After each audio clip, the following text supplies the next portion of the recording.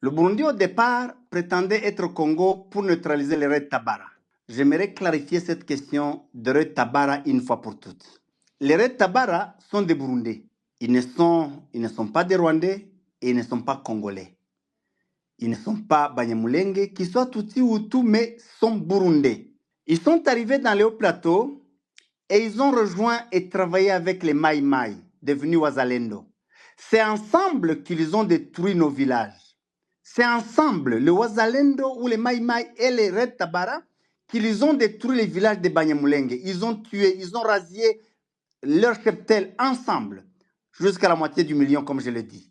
Ce qui est étonnant, aujourd'hui, ces Mai Mai qui étaient alliés des Red Tabara sont des alliés du gouvernement burundais. C'est à eux que le gouvernement burundais a donné d'abord des armes pour aller chasser les Red Tabara. Ils les ont chassés parce qu'ils étaient ensemble dans leur village. Ils ont fui dans les forêts de Mwenga. Et ces Mai Mai, alliés des Red Tabara, sont maintenant alliés du Burundi et alliés du gouvernement congolais. Ces Red Tabara ne sont dans aucun des villages de Banyamulenge. Aucun. Je mets au défi le président du Burundi ou son armée ou quiconque ou certains Banyamulenge qui ne jurent que par le Red Tabara pour justifier tout ce qui arrive, de me dire dans quel village de Banyamulenge se trouvent les Red Tabara. Il n'y en a pas. Parce que justement, ils ont contribué à la destruction de nos villages avec les Mai Mai. Si ils se sont séparés avec les Mai Mai, ils ne sont pas devenus pour autant des alliés de Banyamulenge. Enfin, si vraiment le Burundi était au Congo pour les Red Tabara, qu'est-ce que les militaires burundais sont allés chercher à Rutshuru, à Kichanga, à Rubaya, à Mushaki, à Ngungu, à Goma, à Bukavu? C'est pour chercher les Red Tabara, qui seraient dans les villages de Lulenge, toujours dans les villages des autres, de Babembe toujours. Non, ils sont là dans le cadre de cette idéologie du génocide contre les Tutsis congolais. Le seul point commun entre Ndaïchimie et Tshisekedi, au-delà du business, c'est cette idéologie de génocide contre le peuple Tutsi. Les deux collaborent avec l'FDLR.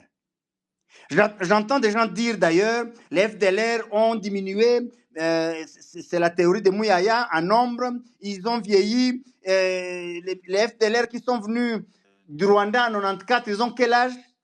Mais le problème qu'on semble ignorer, c'est que c'est une idéologie. L'idéologie n'a pas d'âge. Elle se reproduit. Ces FDLR recrutent au Rwanda, ils recrutent au Congo, ils recrutent au Burundi. Et le Burundi et le gouvernement congolais, les deux gouvernements, les forment, les financent. Ils leur donnent des armes d'appui. Je me dis, à supposer même que le nombre de FDLR soit réduit, pourquoi j'ai l'impression qu'on veut protéger un petit nombre de tueurs, de génocidaires? On dit, oh, ils sont un petit nombre.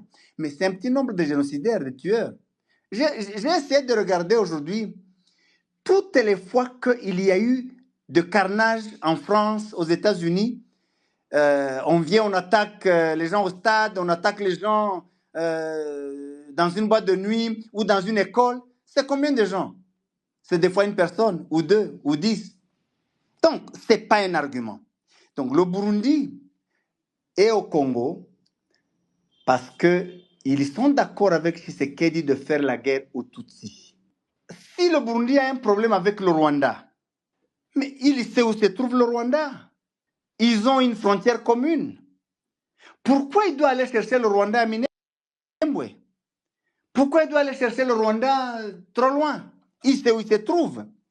Mais l'idée, c'est que, ayant la même logique, la même idéologie, il s'est dit certainement qu'il va faire la guerre au Rwanda en utilisant le sol congolais de son allié avec les deux armées, l'armée congolaise et l'armée burundaise, avec les mercenaires, avec les FDLR, et ce sera plus facile.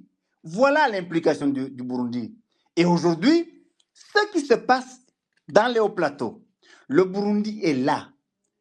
À Gakenke, toutes les collines et les sommets au-dessus de Gakenke, ce sont des bataillons burundais.